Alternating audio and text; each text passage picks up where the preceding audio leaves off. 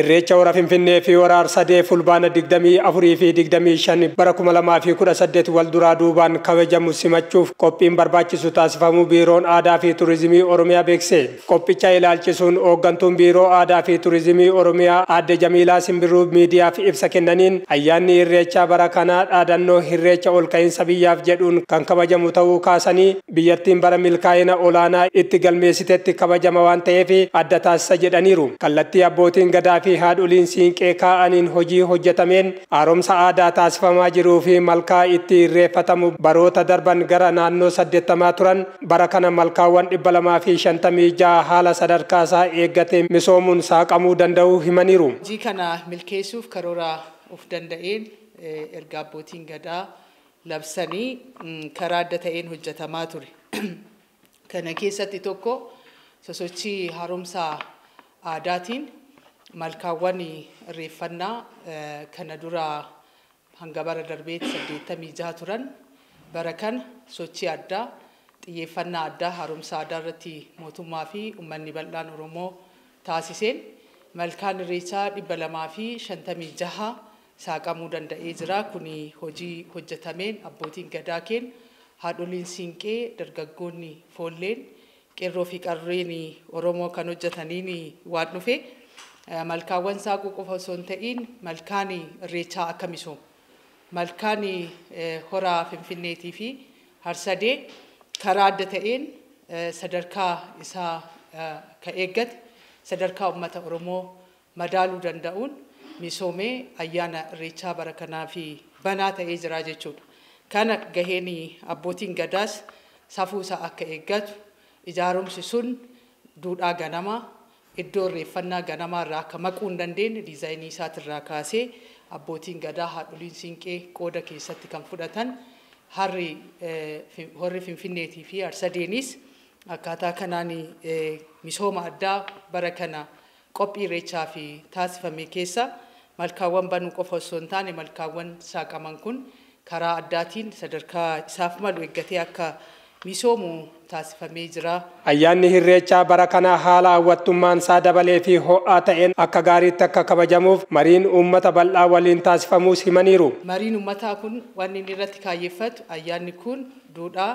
safuu safeeffannaa Oromoon qabu sadarkaa irreechi Oromoo biratti ilaalamutti kabajamuu waan qabuuf mariin sadarkaa gandaarraa kaasee hawaasa Oromoo sabaaf sablammii naannoo keenya keessa jiraatu hunda keessatti Oromoon hammataa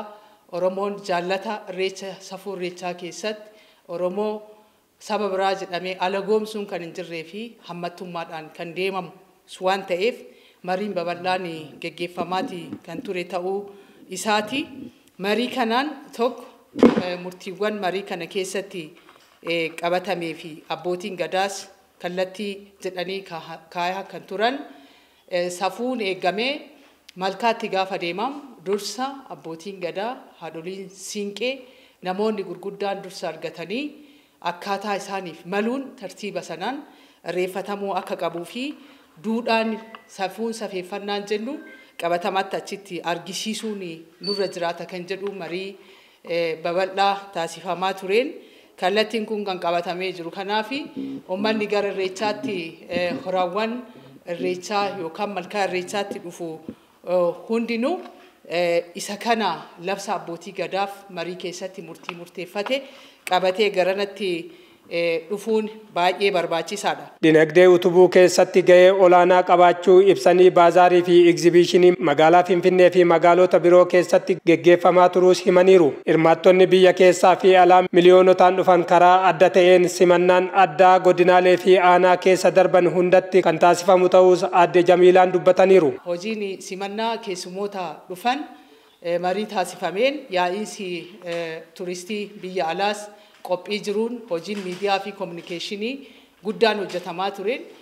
baay'inaan humni hedduu qaamoleen sabaaf sablammiin biyyoonni adda addaa biyyoonni ollaarraa keessummaan hedduu waan dhufaniif kanaaf qophiin simannaa akka Oromootti safuu mataa ofii qaba. Uummanni Oromoo uummanni biyya Itoophiyaas simannaa aadaa simannaa bareedaa midhaagaa ta'e waan qabuuf uummata kana irreecha irratti simannaa addaa guutuu Oromiyaa aanaleerraa socho'anii gara Harsadeetti gara Hora Finfinneetti yoo dhufan magaalota keessa darban aanota keessa darban godinoota keessa darbanii garanatti dhufan biyyoota ollaarraa kan dhufan Keeniyaarraa kan dhufan Rwaandaarraa kan dhufan simannaa addaa taasisuu fi hojiin gurguddaan hojjetamaa kan jiru qophiin guddaan kan taasifamee jiru ta'uu isaati akkasuma magaalaa Finfinnee keessatti Shaggar keessatti Shaggar seensaa Finfinnee karra shanan irratti qophii addaa simannaa addaa qophii bashannanaa addaa hoteelonni dhaabbileen tajaajila gatii uummata keenyatti gatii mallee dabaluun akka isaan hin jirres marii dhaabbilee tajaajilaa waliin qulqullina tajaajilaatiin waliin simannaa aadaan Oromoo qabu iddoo hundatti taasisuu wajjin hojiileen gurguddoon akka mootummaattis qophiin guddaan taasifamaati kan jiru. Kanaan ammoo uummanni keenya tajaajila nu kenninuun akkasuma keessummoonni biyya alaa biyya keessaa turistiin dhufu qulqullina tajaajila kennaatiin yeroo taanus yaa'iinsi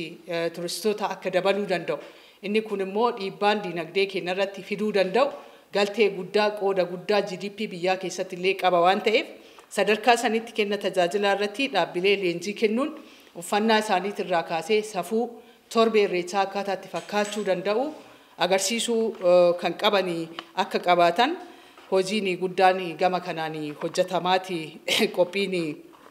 taasifamee jiraachuu isaa kaasuu barbaada. Bakka irreeffannaattis ta'ee birootti rakkoolee fayyaa waliin walqabatee uumamuu maluuf tajaajilli fayyaa socho'aan sadarkaa hundatti kennuuf qophiin taasifamuus dubbataniiru. Kanaaf namni gara irreechaa dhufu gammadaa bashannanaa akka dabarsuu fi qophii adda addaa ayyaanicha ho'isan kan geggeeffamu ta'uu ibsanii hirmaattonni yaaddoo tokko malee irreeffachuuf akka dhufan dhaamaniiru.